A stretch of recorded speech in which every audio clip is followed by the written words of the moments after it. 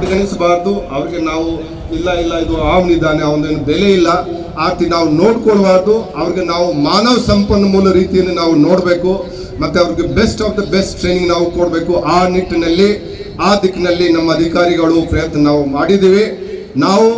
ಅವರಿಗೆ ನಾವು ಅಷ್ಟೇ ಕೇಳೋದು, ನೀವು ಈಗ ತರಬೇತಿಯನ್ನು ಮುಗಿಸ್ಬಿಟ್ಟು ನೀವು ನಿಮ್ಮ ವೃತ್ತಿಪರ ಜೀವನಕ್ಕೆ ಕಾಲಿಡ್ತಾ ಇದ್ದೀರಿ.